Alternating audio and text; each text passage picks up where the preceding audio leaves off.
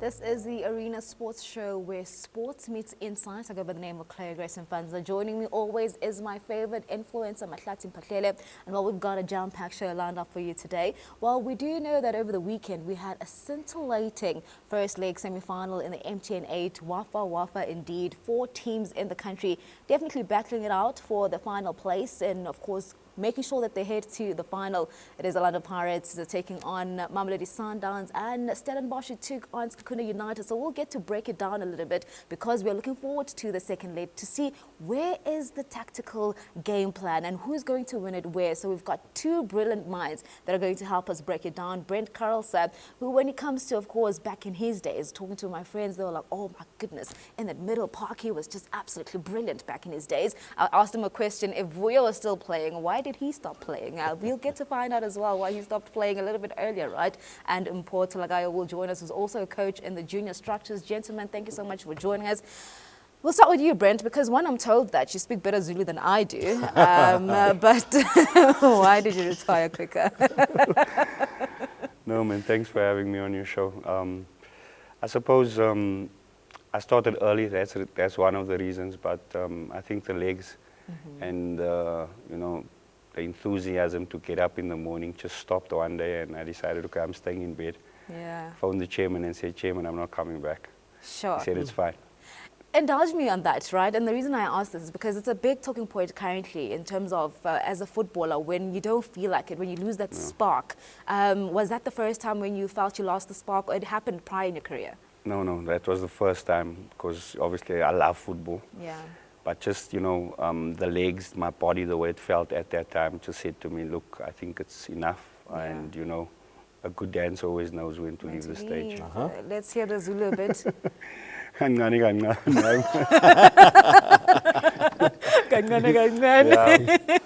Coach, thank you for joining us. I mean, you've also been part of development structures. Just briefly, when you look into the South African football structures in the country, the junior level, where are we, if you had to give us a quick synopsis?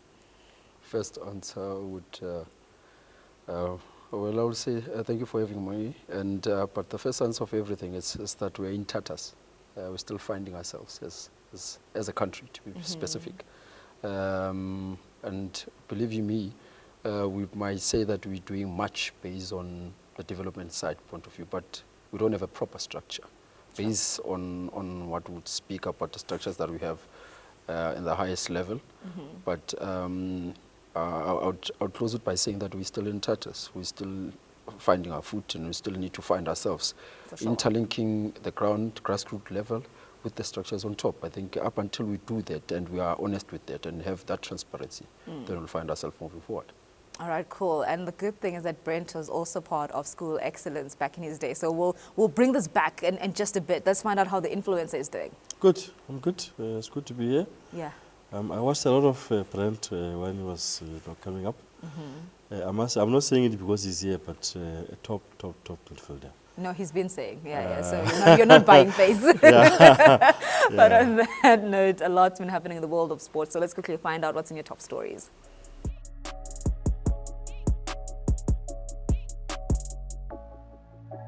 Bafana coach Mulifenseki has praised his players for showing commitment after the bout out of the CHAN tournament with a dramatic and VAR-influenced 3-3 draw with Uganda on Monday.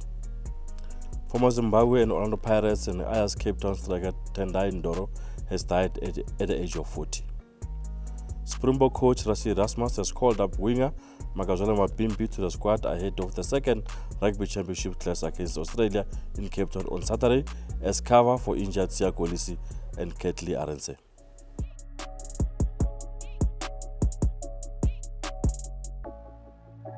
Well, after that interesting CHAN game, I want to find out from my panel, were we robbed? Was South Africa robbed or not? We'll start with you, Brent. I don't know. But it looked that way. But look, we must give credit to Uganda as well. They came back strong. But I think we had to bury the game already, you know, in the first half. I think we had enough chances to bury that game. No, we definitely did. Influencer, since you read this story, what did you make? I mean, especially that second penalty. I was just like, the first one I forgave. I was like, okay, cool, I'll let it slide. But the second one, Yeah, with VAR, I mean, it can go either way, really. At the end of the day, a human being needs to watch the replay and make a decision. Yeah. But I would focus more on being 3-1 up and end up being 3-3. I think that's where there was a lack of managing of the game at that time. Sometimes the coaches like to make too many substitutions towards the end of the match, and they can disrupt the rhythm. I think we didn't manage the game very well. And whether you were robbed or not, these things happen, For sure. It is what it is, and I'm sure the guys will have learned a lot of it from that experience, yeah. I mean, when you talk about subs, it's always an interesting one. We'll find out from the development coach, because sometimes the thinking as well is trying to give players on the bench a chance. So talk to us about those subs. Yeah, look, you look at it in a perspective, yes, of saying that you want to give a player a chance. But then again, it's not all about that all the time.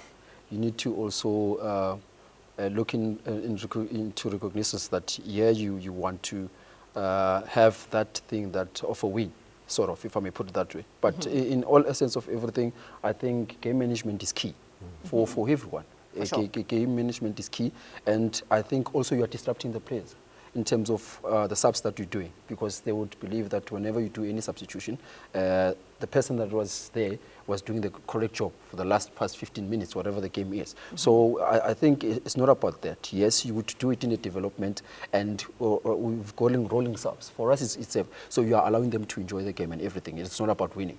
But having to have a competitive game, it's very tricky for a coach just to do a decision out of the blue.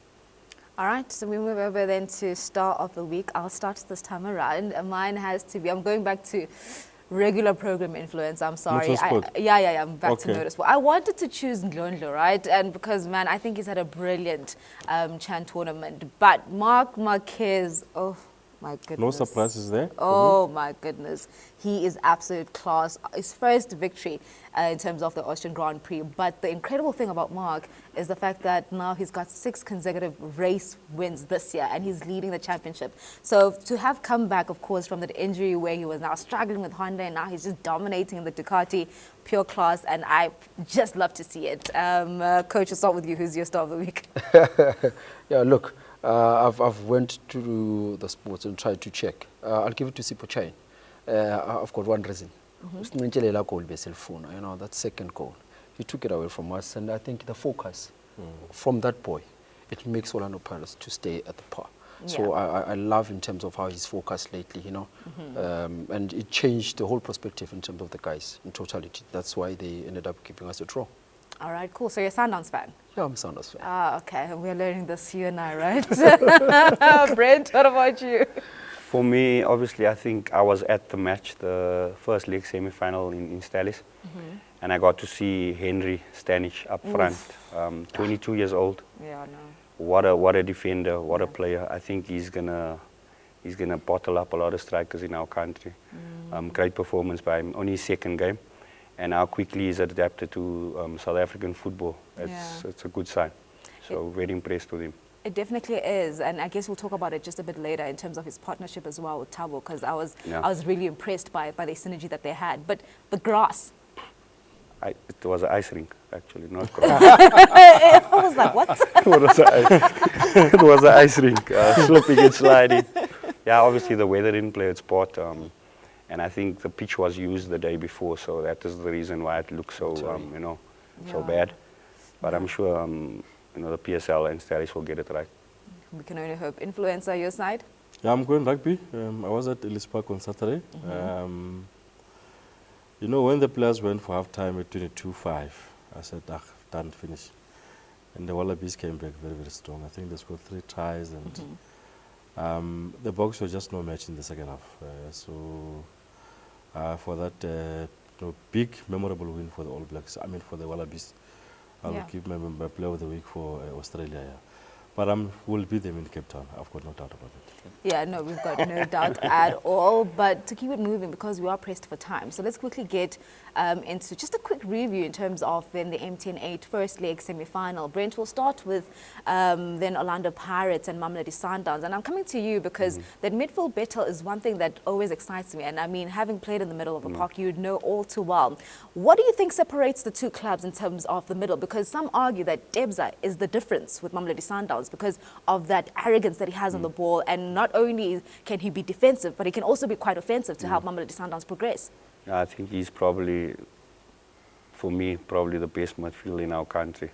Sure. He controls, you know, a lot of the matches for Mahlatse Sundowns, and he's sort of the glue as well. I think in terms of if you put the three versus the other three, very close, very tight. Pirates also very mobile, their midfield. But Sundowns have all the experience, have all the you know, the pedigree as well. You know, they've been to these big tournaments. They play in the Champions League every year. And I think that's what helps players like Debza and that, playing for the national team as well. Yeah. So they pip sort of Orlando Pirates players in that sense. You know. Influencer? Yeah, I mean, it's correct. Debza is key. Him and Allende, I mean, for the longest time now, they've been quite a very, very good partnership there in the middle. And but I mean, when I look at Sundowns, I think to a small extent they're missing the influence of Ribeiro, because you know I've said it before, and I think it was evident over the weekend that you know, when Mshishi went out and Jaden came in, Jaden didn't really step up to the level, and I think. As the season progresses, games come thick and fast. The Champions League is going to start very soon. Sundowns are going to need a Jaden to step up, to sort of be a like-for-like replacement for Ribeiro. Yeah. It's going to be very important because, I mean, I don't know what is the extent of Mshishi's injury.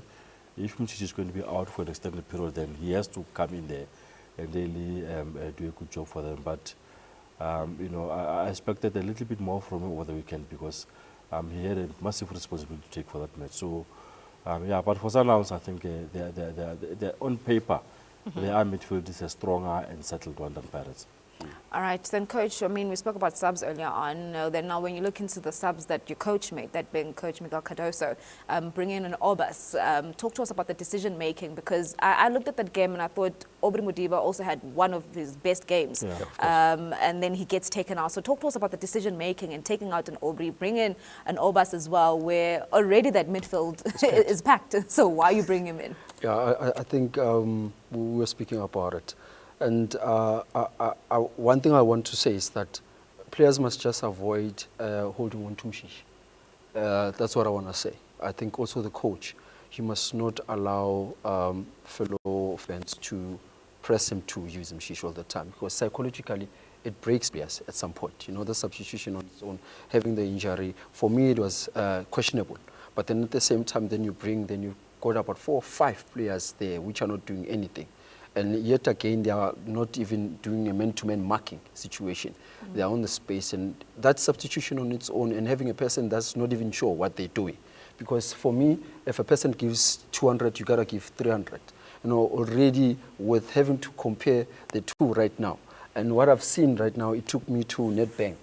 You know, when I said we're going to be beaten, and definitely it happened. The transition that Pirates does, it's far different from Mahlatse Sundowns. Why? Because if they do a 3-5-2 situation, they tend to do a 4-4-2 or the 8 numbers in the center in terms of pressing. And if you can check, this reminds me of the games that I've reviewed and looked at it. And for me, I don't think Sundowns is going to match Pirates in terms of the middle of the park. The reason being, when they brought in Mbuli, it was wondering for us as a team, if I would speak for on behalf of Sundowns. And definitely it was not something that I would take, because I was not anticipating for them to now play defense with the 1-0 situation, you know. It was just a no-no for me. And now when the boys came in, and really now when came in Bully, he changed completely, you know, and he was making sure that he's playing off the ball. And also they were breaking in the lines between Allende and Tebogo as well, you understand? So unfortunately, it's one of those things where we need to now try to go back to a drawing board and also look at other competitive matches that we played with Orlando Pirates, because really 2025 and 2026 season is going to be very tense between Orlando Pirates and Sundowns. It definitely is, and the other battle that continues, it's that one between of Rile Mofokeng and Apollos. And Brent, when you look into really how they're utilized in the position that they play, I mean, yes, we do know that Apollos is better suited on the left, but Rile finds joy on the left. We've seen what he did in the past seasons, winning Young Player of the Season in that very position. Yes, he can play as a 10, which is great, but then we know what he's capable of. So what's your stance between those two? Yeah, very, very similar in terms of end product as well. You know, they both like cutting in and having shots at goal. Yeah. But I think really, I think as the more he plays, I think the more he'll realize that he's actually also very good at playing at number 10. You know, he gives the strikers nice through balls, through passes. And then you've got Apollos, which I also think can be played on the right-hand side, even though he likes cutting in.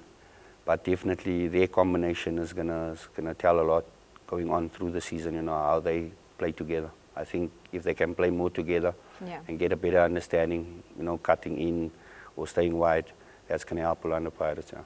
Yeah, no, it definitely is. And I mean, influencer, then you can talk to us about in terms of versatility, in terms of players finding joy, because Brent talks about really having to understand and perhaps trying to say, okay, you can do well in the number 10 position, but now how does, you're a new coach, you've got new captains, how do you handle the dynamics currently at Pirates? The other fascinating thing for me with this Pirates side is Belebele. I mean, you know, is he a right back? Is he, you know, he's so is he a winger? Is, you know, box to box. That's what you know, I mean, it's like we normally have a number 8, a box to box in the middle, but he's a box to box. I don't know. He's an interesting player who I think will be a revelation for this season. I think he did well for Test Galaxy, but Pirates is going to give him a bigger stage for him to show what he can do.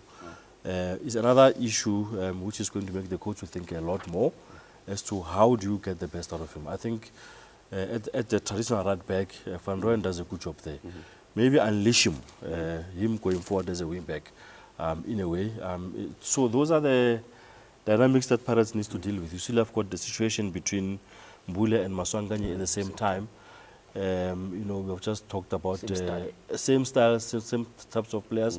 They can get the Pirates going, and then you still have Apollos and Relay. So really, it's going to be quite interesting as to how does coach manage these players going forward. And I mean, as the coach has said, it will be a serious headache for the coach going to this match, because we know that the winner must be produced, somebody must go to the final, and as to how is he going to sort of balance the squad, given the depth and the talent that he has in that team. I don't know how he's going to do that, but it's very, very interesting. It definitely is. And before we move on to Sekhukhune and Stellies, I mean, Brent, when you then talk about the differences in terms of the middle of the park, you also have to look into the attack. That is also quite different between both sides. Orlando Pirates, yes, they tried Radio Bane in the past few games, and yes, it didn't work too much. Evidence Mahopa, big game player. I think he really enjoys playing against Mamelodi Sundowns, Kaizer Chiefs, because he always has, as a goal, he has that energy. He always oozes a bit of confidence. Ikram Reynolds, we know what he can do as well. So talk to us about the attack from both sides. No, I think Evidence, geez, I wouldn't want to play against him. He looks like he doesn't give you a second to breathe. Yeah, I think he's possibly, a lot of coaches that have been at Pirates have also played him, even at the national team. Some people say, why does he start? But that's the reason why he starts. He works hard. He makes the defenders make mistakes. So that's the type of attacker you want. On the other side, I think Ikram in the last game, he was a bit off. I don't think he had his scoring boots on. But he's always a threat. He always likes to go in and behind, make the runs, you know, into the channels and things like that. But I think himself and Toshrik Matthews, I think they need to find their scoring boots again, you know. That is Especially disappointing though, right? he gets into perfect positions. Yeah. He's always there, but it just seems to not go into the net for him, you know. Radio Pani also started a bit slow, you know, but I think Evidence will probably take over that role and lead the team from the front, and then hopefully Radio Pani, I think coming off the bench is also a bit better. Yeah. I think. So yeah, the coach is under pressure at Pirates, so he's got a lot of decisions to make. For me, Mahopa reminds me, you know, I've said it before, not in terms of quality, but you know, the player that he is. Yeah. A little bit of what Barafil Masinga. Yes. Doesn't score too many goals, but he plays for the team. Yeah. He can get a lot of the oncoming players more into the match, holding on to the ball and giving a headache to the defense, and then guys feeding off him. So I think from that perspective, he's a good asset. I mean, if you look at the stuff that he did at the previous AFCON for the national team, he didn't score much, but you know, he was a critical player for us. At Sundowns, I think Silas needs to score. Needs to score more. He's a guy who the coaches likes, and you know, he's getting more opportunities. Igram Reyners, you know, he's their top marksman now because Shalul is not playing. The coach also likes him. If he doesn't score, where the goals are going to come from. I'm a bit concerned about Matthews. He missed a lot of chances. I mean, you saw even at the Club World Cup, he missed a lot of chances. He gets into positions, but he doesn't bury those chances. And it begs the question as to maybe the coach going forward, why don't they try Mkhulise maybe? Not quite like for like kind of players, but you know, maybe turn things around. Or even if trying to play someone like Peter Shalule, because Shalule, you know, is somebody who knows his way around goals. So also there for Sundowns, decisions must be taken as to how do they, you know, do so that the team can be more dangerous going forward. Because if Igram is not really finding the goals, they tend to struggle. And also Salas, because of the price tag, he's always playing under a lot of pressure. Everybody will expect him to score all the time because he's cost the club a lot of money and all those kinds of things. So it's not, you know, easy for them. But the coaches get paid the big bucks to come up with those decisions, you know. So I'm expecting maybe a little bit of a difference of approach going forward, especially into the second match, because as I said earlier on, there must be a winner in this match. I think Mabena is also another option. Mabena is an option for Matthews, because he came in, I think, the league the match, match one they league played match, and he scored. in Tashville, Yeah. And he scored against, I think, as a Mazulu, and he scored a beautiful goal. He's a player who likes to take people on also, and he can play. And the other thing is he brings that sort of Relumufuken thing. Whenever he's on, he touches the ball, the crowd goes crazy because the Sundowns fans like him, and he can really get the team going. But will the coach trust him in a big match like this? I mean, that's another story, especially to start, because definitely he'll be on the bench. But I'm also looking at evidence, and then I wouldn't want to compare them with Salas. But Salas is overdoing things somehow. I'd want him to play simple football. You know, he has speed, and he has a right foot that would go take the ball to the target. And also evidence he's good in breaking the line of any team, right? Because he can do a buy-in. And I call it buy-in seller, you know. So he knows how to make you to sell, right? And immediately when you sell him, he's buying in. Buying in, obviously, it's prompt for a goal. So evidence is going to make other teams, or more especially PSL teams, to be, you know, working over time. If ever he would have this mentality, you know, because he's good. Also, he stays. I love that striker that stays in the box. You know, there are many touches. Though he doesn't take them, more especially with these aerial balls, he doesn't take them right to the target. But he's a good person that I would also vouch to. You know, he plays for the team indeed, and that's what I love about it. But Salas, he has to fix his posture in terms of everything. You know, I've been looking at him all the time. Receive the ball, kills one man. He does things over and over again. It's a repetition. So if you can play off the ball and know that there are guys at the center that can assist him, you know, just break the line. In between, you just play with the guys that you know very well that they are at the center and they will assist you. He's quick with running. He has a nice, beautiful finish. And I'm definitely sure if he can play like that and not put himself under pressure, because it's also with the press tag thing, you put yourself under pressure, and which is unnecessary. If he can play simple football, I think he'll make it. He'll definitely make it. Yes, in this second leg, I foresee something different from what we see in the first league. And also, I think with Salas, something I blame a lot on, he's not strong off the ground. He gets pushed quite easily, you know. I mean, look at Mbogazi has found him out now. Mboga just pushes him out of the ball and then he's out there. And also I think for Pirates, it was a brave decision to give this kid the armband in such a big match. Yeah, no, of course. But there is somebody who will grow into this. And Pirates have done it before. I mean, I remember many years ago, old John Mabizala was he won the league with Pirates as captain, as a young captain, leading a team of experienced players. So, it's quite something significant for the kid. I like him. I think he's somebody who will grow. I can even go into understand and say maybe the coach must consider him for AFCON, even if he's not going to play, just to go and see there. I think currently now, Mbogazi must go to AFCON, Shanda Campbell must go to AFCON, even if they are not going to play, just to be part of that setup to see what's happening. Because Shanda Campbell, I think this season, it will be a breakout season for him in Belgium. He scored a beautiful goal over the weekend, which is, people have taken notice now, and we need these young players for the national team to go forward. Well, we've officially run out of time, but before we, of course, wrap up, let's quickly get into Sekhukhune and Stellenbosch. You touched on, of course, Stanish in terms of being your, of course, star of the week. And really, let's look into the backline of Stellenbosch because it's relatively new in terms of the changes that they've made. But talk to us about that synergy that he has alongside Thabo Molisane. No, I think their partnership is, I don't know, it feels like they've been playing for years together. You know, and it's only the second match for Stanish. But the way he reads the game and what he does, especially even when Stellenbosch is in possession of the ball, he's still a defender. He looks where Bradley is all the time. I was watching him. It was amazing. And I spoke to Bradley, like I said, the next day, and he said, "Look, I only touched the ball thrice, Brent, in the first half." I'm like, I saw that. And he said he's very physical. And for a young man of 22 years of age, I think he's gonna have a very good season if he's fit and injury free. And obviously that partnership with Molisane will help Molisane as well because he's also knocking on the national team door, and hopefully he goes to the AFCON as well. But I was also very impressed with the right back of Stellies, and I think he created one of the goals. There was a pass he made with the outside of his foot, I think, for Devon Titus. But Stellies on fire in the first leg. Hopefully they can do it again in the second leg. Which Danish coach scouting? I don't know. They've got all I see is computers everywhere. So. You have to look. You have to look. You have to go there and find these players. There are a lot of players out there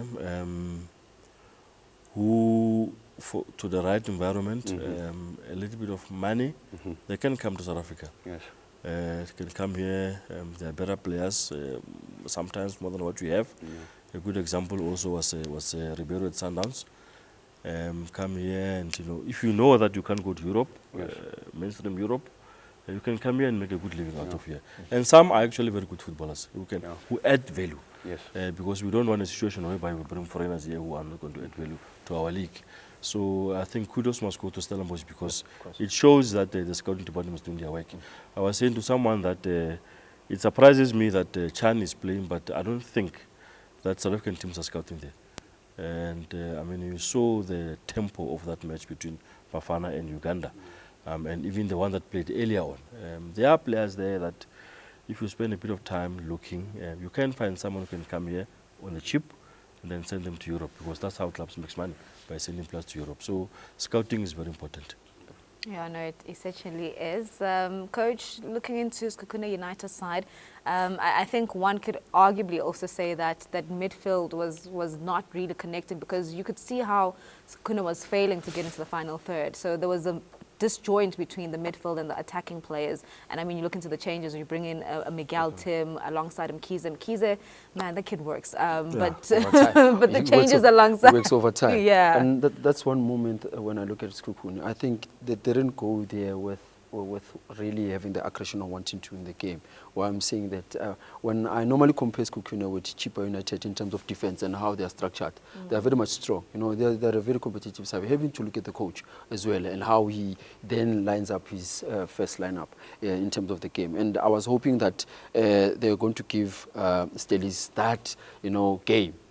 where I would also expecting, there I was expecting a draw actually, but unfortunately it was not as supposed to. I mean, Stellis is one team that is, you know, always giving whatever that you are not expecting. Whether you're saying that you wouldn't want them to rather win the game, but then they are always part and parcel of the game. You know, they will give you a toughness. I still remember, I've got vividness in terms of my brain, in terms of what is happening with previous games. We're having Stellis. But looking at Sekhukhune, I think they need to sit down, revisit each and every games, because I'm not sure when coaches, they do their analysis, how do they do them? And when they approach the game and giving the first, bringing the first 11 of the game, and with their information, how do they then project it for the game? Because at the end of the day, you need to have a first 11 that is going to say that it's either I'm playing the first 45 in terms of draw, and coming back and regroup and tell myself that this is what I'm going to do. You're speaking up on Kisi. These are the kids that would want you to entice you, and you would say that I would have loved him to be at Mamelodi Sundowns. The reason being, you would want a person that's going to move all the time, an aggressive person. No, you would compare that. There's an exchange of motion in terms of players like that. But I'm still worried. I think the coach and the technical team altogether, they need to just formulate and get players that are going to make sure that they stay intact in terms of where they are. And I can assure you that Sekhukhune, currently where it is right now, it is at the shock where they are as a team. No, I don't think that they were expecting to be where they are right now. So I think also stage fright is still knocking in, but I'm hoping that coming the second leg, they're going to give Stellis a different game. Yeah. A different game altogether. 100%. And influencer, just, I mean, quickly looking into how they conceded the goals mainly, especially Eric Tinkler conceding in set pieces. So now going against Stellis, who have aerial strength, and of course they are quite speedy. How does he then now try and contain the Stellis side? Yeah, I think one of the things that Sekhukhune must guard against in this match will be the danger of Devin Tatas. For me, give and take, the last 2 seasons, the most underrated player in the league. But obviously, Stellenbosch, you cannot make that risk of looking at them in terms of individuals. You have to look at them as a pack, as the way they come at you.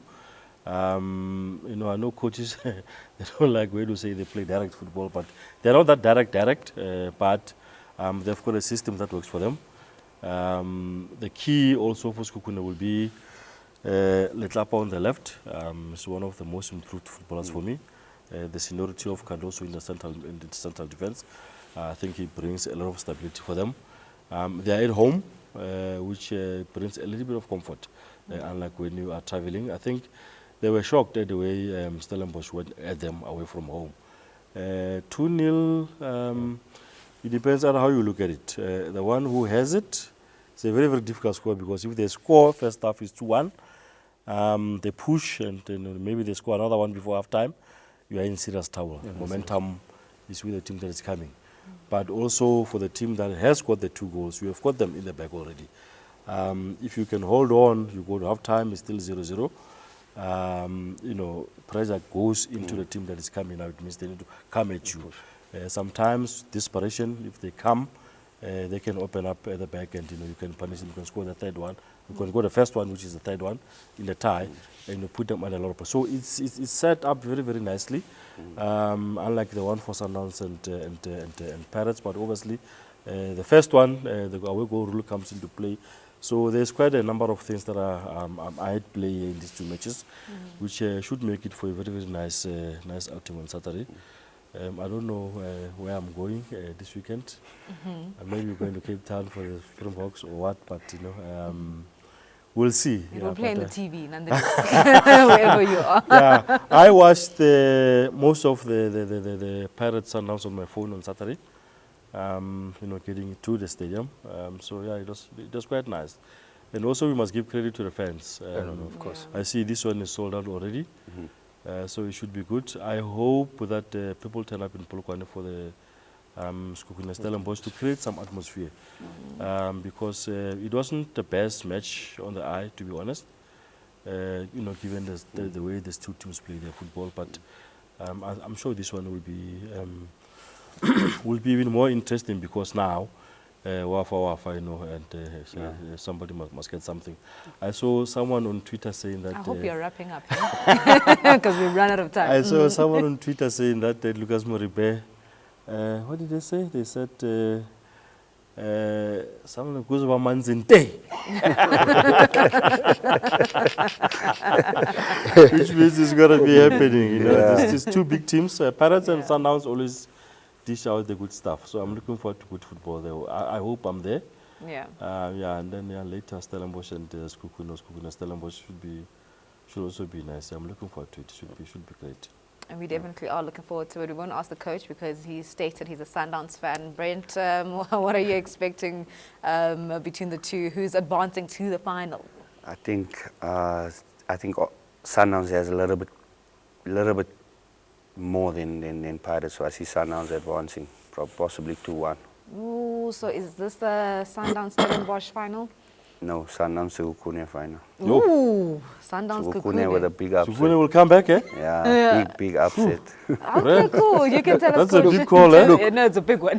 Look, side. I think I'm in a different space in terms of football and how now I analyze football. You know, it should be a bonus for us to go to the finals as Sundowns. It should be a good bonus as far as also lashing out Pirates and making sure that they are not going to the final. It would be a good thing. But realistically speaking, to me, it says that possibilities are it could be Steadies and Orlando Pirates. I've got my reasons to say that, and if I would get an opportunity, I'll then give a proper analysis in terms of that. But Steadies would be going head-to-head. Where are you then, influencer? Because clearly we've got a different final here. Don't over-explain. Just tell me two names. Well, Pirates Sundowns is always very difficult to. You're explaining. Give me a final prediction. Who's going to the final? I don't know. Why are you being on the bench? Commit. This one is very difficult, man. Okay, I'll give you. You're saying Sundowns. Who's playing against Sundowns? No, I'm not saying Sundowns. I'm saying this one. You know, this one is too close to call. I think Brent, you'd know better. It will depend on who had a nice breakfast that morning. True. Definitely, and who slept well. I don't want to make a prediction on this one, but for Sekhukhune and Stellenbosch, I think Stellenbosch will go through. So it will be Stellenbosch and Sundowns or Pirates. There you have it. It's too close to call. What you Too think close as to call. well. We'd love to hear from you, but that's how we wrap it up. Especially, just wanted to talk about the MTN8 and really just to preview the 4 biggest teams that did well last season. We're looking forward, of course, what they'll give us this weekend. Enjoy the game. We'll see you in the next episode. Cheers. Goodbye.